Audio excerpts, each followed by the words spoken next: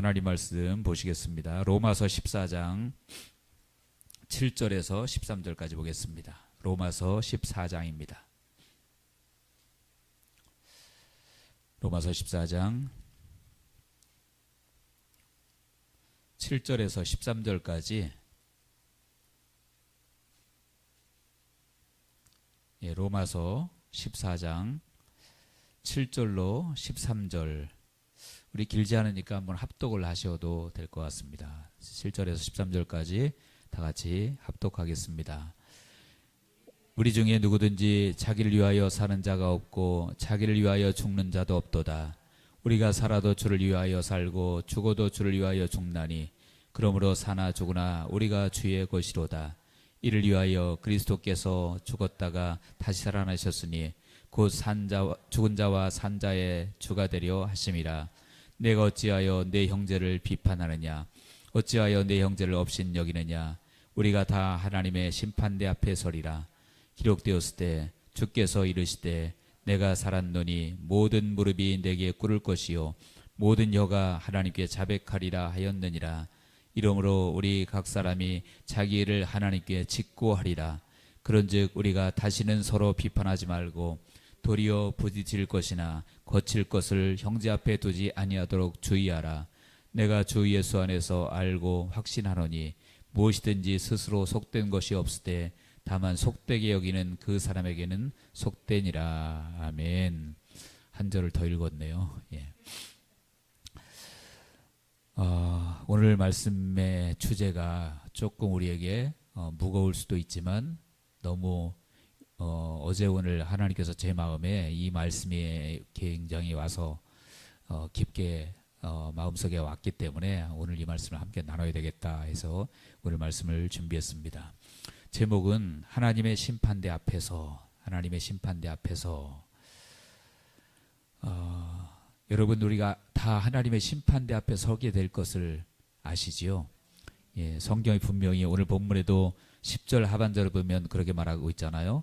우리가 다 하나님의 심판대 앞에 서리라 이렇게 말씀하고 있고, 또 고린도후서 5장 10절 하반절에도 보면 그 말씀이 동일하게 있습니다. 이는 우리가 다 반드시 그리스도의 심판대 앞에 나타나게 되어 하나님의 심판대 앞에 선다.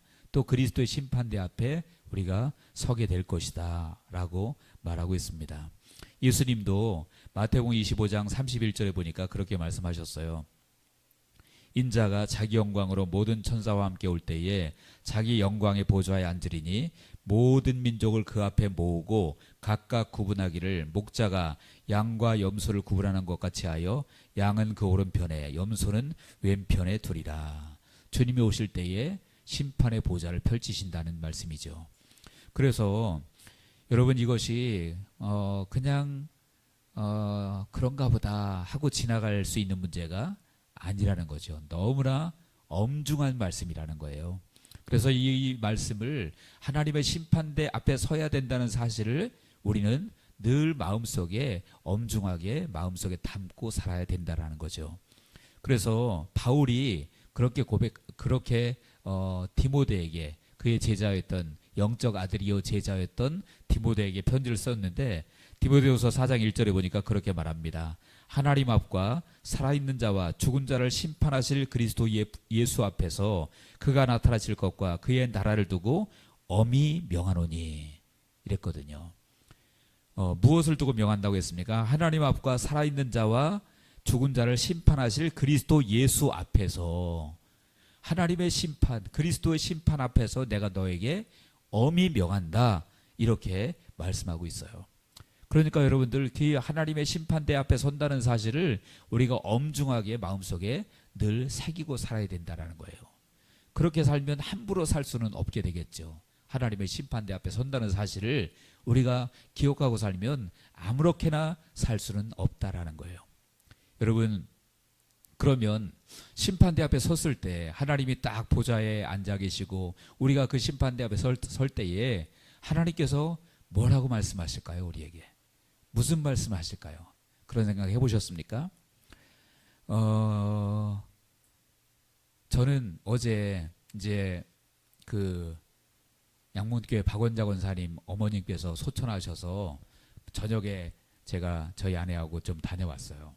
다녀왔는데 이제 문상을 하고 식사를 하는데 아는 분들이 또 오시더라고요. 양문교회에서 장로님 부부 두 가정이 오셨고 또 다른 안수 집사님 부부가 또 오셔서 네 가정이 저기까지. 그래서 같이 이제 식사를 하면서 대화를 하는데 이제 뭐 교회 얘기하겠죠. 당연히 교회 얘기하고 이런저런 얘기하고 그러면서 제가 마음속으로 어떤 생각이 드냐면 내가 과연 양문교회 그냥 남아 있었으면 예를 들어서 어떻게 되었을까? 더 그래도 좋아졌을까? 아니면 더 어려워졌을까? 근데 저는 그런 것도 생각이 들고 또 한편으로는 저는 양문교회 떠나와서 마음이 어떨까요? 편하고 시원합니다. 그런데 솔직히 말씀드리면 그렇지 못한 부분도 없지 않아 있어요. 그거 아니라 그러면 거짓말이에요. 그래서 한편으로는 막 어떤 때 예전에 있었던 일 생각하면 저도 사람인지라 속에서 막 이게 올라올 때도 있고 또 한편으로는 억울할 때도 있고 그래요. 그러니까 시원하고 좋은 마음도 있지만 또 한편으로 그런 마음도 또 있었어요. 그래서 어제도 그런 기분을 느꼈는데 근데 제가 어젯밤에 갔다 와서 오늘 새벽에 와서 교회에서 이제 예배 마치고 기도를 하는데 하나님이 제 마음에 그런 마음이 들게 하셨어요. 어떤 마음이냐면 야, 네가 하나님께서 질문하실 때 하나님의 심판대가 분명히 그때 하나님의 심판대라는 것이 제 마음속에 생각이 났는데 하나님의 심판대 앞에 섰을 때 제가 섰을 때 여러분 말고 제가 섰을 때 하나님께서 저에게 뭐라고 물어보실까 그런 생각을 하면서 야, 너 어느 교회에서 목회하다 왔느냐 이렇게 물으실까요? 아마 그렇게 물을지는 틀림없이 않으실 거예요. 하나님께서 어떤 교회에서 어느 교회에서 목회하다 왔느냐라고 물으시는 것이 아니라 너 어떻게 목회하다 왔느냐 이렇게 물으실 것 같아요. 그렇죠. 큰 교회든 작은 교회든 중요한 것은 어느 교회에서 목회한 것이 중요한 것이 아니라 어떻게 목회하다 왔느냐 이것이 더 중요하다라는 것이죠. 그래서 여러분들 우리도 마찬가지잖아요. 성도님들도 마찬가지로 어떤 교회 다니다 왔느냐 아니면 어떤 집에 살다 왔느냐 하나님이 그런 거 안 물으실 거예요. 어떤 분들은요 그것을 나 어느 교회 다녀라는 것을 굉장히 큰 자부심으로 물론 뭐 자부심 갖는 자체가 잘못된 건 아니지만 그 자랑한다는 것이 하나님과는 아무런 관계없는 자랑거리도 많더라고요. 나 그래도 큰 교회 다니다 왔어. 다녀. 그리고 우리 목사님은 박사학위가 몇 개고 저는 박사학위 한 개도 없습니다. 죄송합니다. 우리 목사님은 박사학위가 몇 개고 뭐 몇 개 국어를 하고 이런 분이야. 나 그런 교회 다녀. 하나님과 관계 있을까요? 없을까요? 아무 관계 없어요. 큰 교회. 옛날에 서울의 어떤 교회는 우리 교회는 지성인들만 모이는 교회예요. 그거는 교회가 죽은 교회예요. 왜 그렇습니까? 예수님 말씀하셨잖아요. 주님이 오신 것은 의인을 부르러 온 것이 아니라 죄인을 부르러 왔고 그리고 병든 자에게라 의원이 쓸데있지 건강한 자에게는 의원이 쓸데없다. 근데 교회가 지성인들만 그 속에는 뭡니까? 우리 교회는 문제 없는 사람들 확실한 사람들만 오는 교회야. 현찬한 사람들은 못 와. 그러면 그거는 주님과는 아무런 관계가 없는 거죠.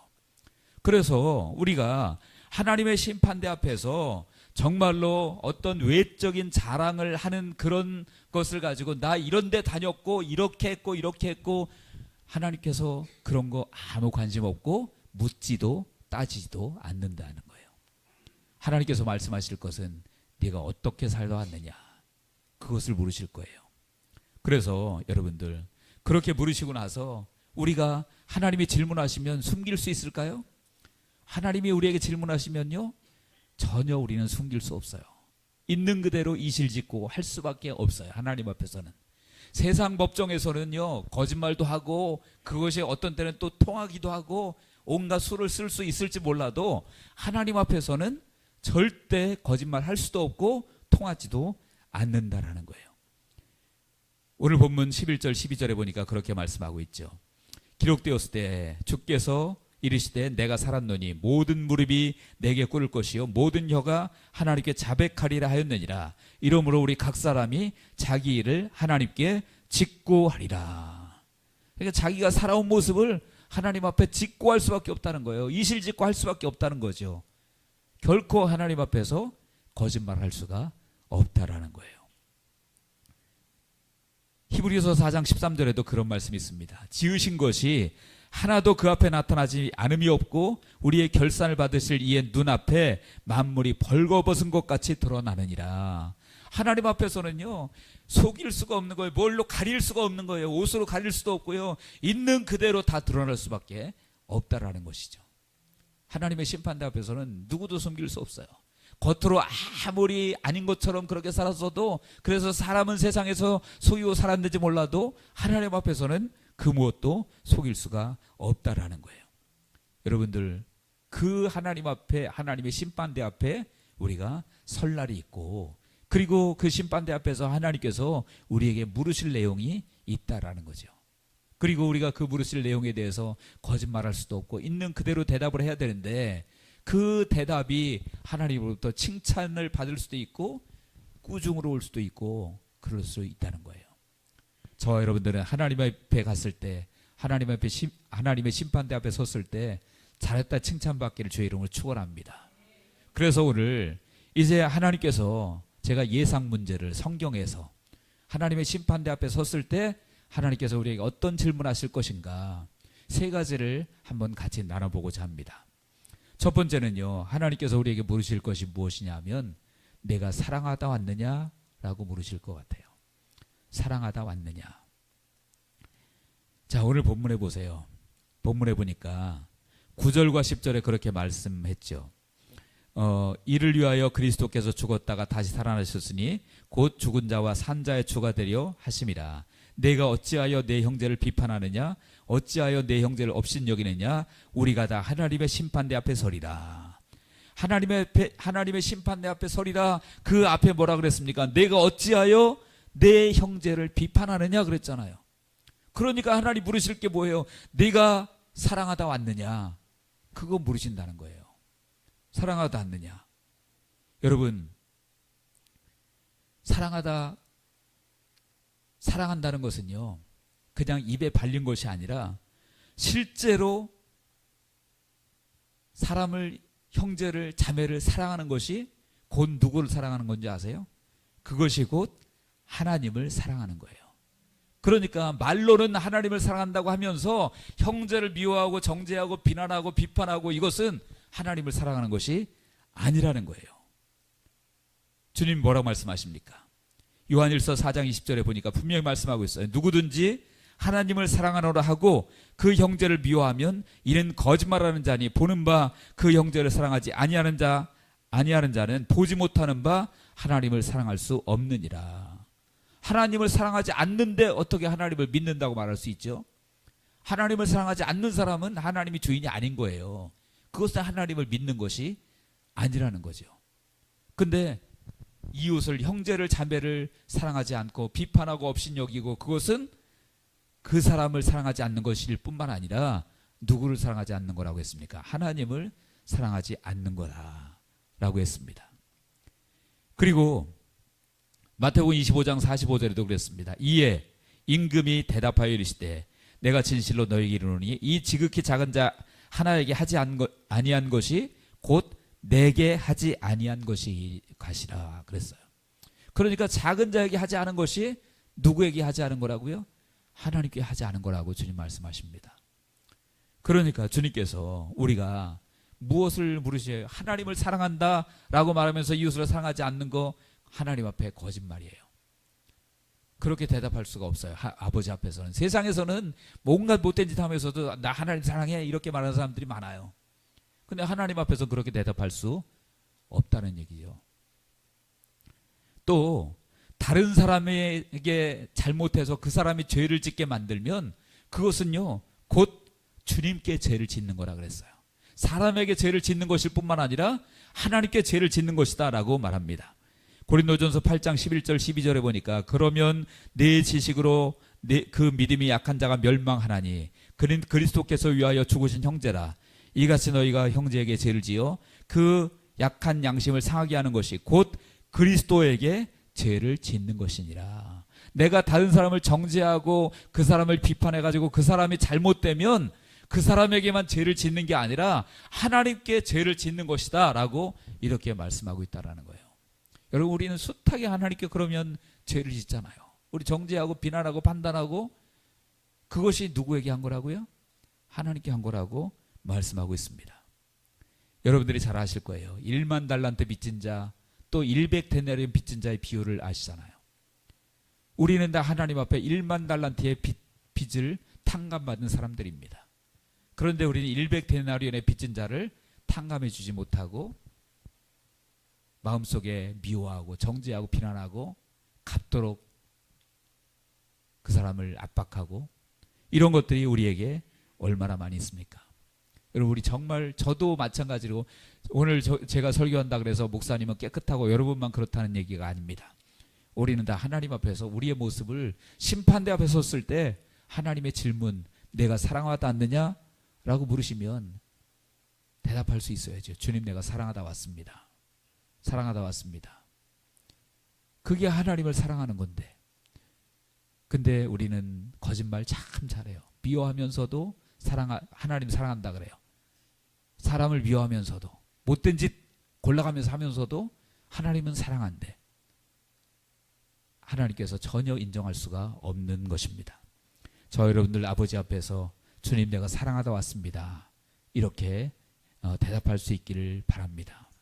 그러므로 우리가 정말 우리 속에 죄성이 있잖아요. 저도 그렇고 여러분들도 그렇고 죄성이 있어서 때로는 정말 그럴 때가 있어요. 미워할 때, 그리고 정죄하고 비난이 내 입술에서 나올 때가 있어요. 그렇기 때문에 우리가 어떻게 해야 되냐면 날마다 십자가 앞에 나가야 되고요. 날마다 나가서 우리의 죄를 씻어야 되고, 그리고 나를 쳐서 복종시켰다는 바울의 고백처럼 우리들도 나를 쳐서 복종시키려는 그런 끊임없는 싸움이 있어야 돼요. 영적 싸움은 뭐 마귀야 물러가라, 이것만 영적 싸움이 아니고 내 안에 있는 죄성과 싸우는 것도 영적인 싸움인 줄로 믿습니다. 그래서 아버지 앞에 섰을 때 정말 주님, 내가 사랑하다 왔습니다. 그렇게 대답할 수 있는 우리 모두가 되시기를 축원합니다.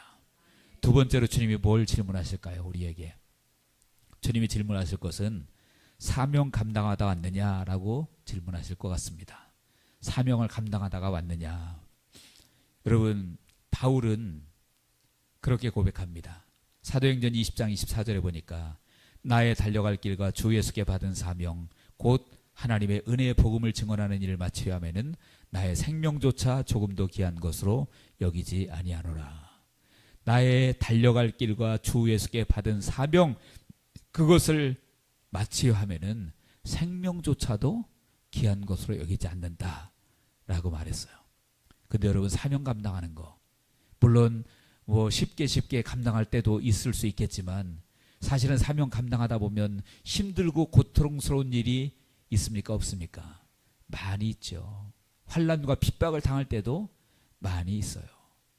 그러나 여러분, 그것이 하나님 앞에서 내가 이것 때문에 사명 감당하지 못했습니다, 그럴 수는 없다라는 거예요. 바울도, 여러분, 바울처럼 사명 감당하다가 고난 많이 당한 사람이 없는 것 같아요. 아까도 읽었지만 나의 달려갈 길과 주 예수께 받은 사명, 곧 은혜의 복음 증언하는 일을 마치려 하면은 죽음도 생명조차 귀한 것으로 여기지 않는다 그랬는데, 실제 바울은요, 그의 삶에서 사명 감당하는 것 때문에 죽음의 위협을 얼마나 많이 당했는지 몰라요. 고린도서 6장 4절에서 8절 보니까 바울이 고백합니다. 오직 모든 일에 하나님의 일꾼으로 자천하여 많이 견디는 것과 환난과 궁핍과 고난과 매맞음과 갇힘과 난동과 수고로움과 자지 못함과 먹지 못함 가운데서도 깨끗함과 지식과 오래 참음과 자비함과 성령의 감화와 거짓이 없는 사랑과 진리의 말씀과 하나님의 능력으로 의의 무기를 좌우해 가지고 영광과 욕됨으로 그러했으며 악한 이름과 아름다운 이름으로 그러했느니라. 그러니까 수도 없이 다윗은 고통과 역경을 당했다라는 거예요. 죽음의 위협을 많이 당했다라는 거죠. 그런데 그럼에도 불구하고 아까도 말씀드렸던 것처럼 사명을 감당하기 위해서는 생명조차 귀한 것으로 여기지 않는다라고 바울이 고백을 했습니다. 여러분, 그렇기 때문에 이 바울이 하나님 앞에서 어떻게 대답할 수 있었을까요? 주님, 나는 사명을 감당했습니다. 이렇게 담대하게 바울은 대답할 수 있는 그런 사람이 된 것입니다. 실제로 바울이 그렇게 고백하죠. 이제 죽음을 앞두고 디모데후서 4장 7절 8절에 보니까 그럽니다. 나는 선한 싸움을 싸우고 나의 달려갈 길을 마치고 믿음을 지켰으니 이제 후로는 나를 위하여 의의 면류관이 입되었으므로 주 곧 의로우신 재판장이 그날에 내게 주실 것이며 내게만 아니라 주의 나타나심을 사모하는 모든 자에게 도니라. 하나님 앞에 섰을 때 주님께서 나에게 의의 면류관을 주실 것이다. 의로우신 재판장이신 그분이 나에게 의의 면류관을 주실 것이다 라고 바울이 담대하게 선포할 수가 있었던 것입니다. 여러분, 우리도 하나님 앞에서 내가 사명을 감당하다 않느냐라고 물으실 때 주님, 내가 사명을 감당했습니다. 주께서 내게 맡겨주신 사명을 감당했습니다 라고 이렇게 대답할 수 있는 우리 모두가 되시기를 축원합니다. 우리가 사명을 감당하지 못하면은요, 심판대 앞에서 엄중한 주님의 심판이 있을 것입니다. 달란트 비유를 여러분들 잘 아실 거예요. 5달란트 받은 사람, 2달란트 받은 사람, 1달란트 받은 사람이 있었잖아요. 어떻게 됐습니까? 5달란트 받은 사람, 2달란트 받은 사람은 갑조를 남겨서 주인에게 갖다 바치니까 주인이 착하고 충성된 종아, 내가 작은 일에 충성하였으니 더 많은 것으로 내게 맡기리라. 그래서 5달란트 받은 자는 더 주고요, 갑절로 주고, 2달란트도 마찬가지고. 근데 1달란트 받은 자 어떻게 했죠? 그냥 땅속에 묻어뒀어요. 묻어두고 나중에 핑계 대잖아요. 주님이 너무 엄한 분이라 내가 무서워서 땅속에 숨겨놨다가 여기 갖고 왔어요. 한마디로 아무런 사명도 감당하지 못했다라는 거예요. 그에게 주님이 뭐라고 말씀하십니까? 악하고 게으른 종아라고 말해요. 악하고 게으른 종아. 그리고 더 나가서 이 무익한 종을 바깥 어두운 데로 내쫓으라. 거기서 슬피 울며 이를 갈리라. 이렇게 말씀하세요. 그러니까 주님께서 우리 모두에게 사명을 주셨잖아요. 여러분, 사명의 방향은 다를지 모르지만 하나님이 보시는 사명의 크기는 다 똑같은 줄로 믿습니다. 목사는 뭐 대단한 거고 성도님들은 그냥 작은 거고 하나님은 그렇지 않으세요. 목사는 목사로서의 사명을 감당해야 되는 거고 성도는 성도로서의 사명을 감당해야 되는 거고 하나님 보시기에는 다 귀한 사명이라는 거예요. 똑같이 귀한 사명이라는 거죠. 그래서 그 사명을 감당하고 하나님 앞에 섰을 때 하나님은 잘했다, 착하고 충성된 종아, 그렇게 부르실 줄 믿습니다. 야, 너 큰 교회에서 목회했으니까 훌륭해. 아니요, 그게 아니라 어느 교회에서 목회했던 그 사명을 감당하면 잘했다, 착하고 충성된 종이라고 말씀하실 것이고요.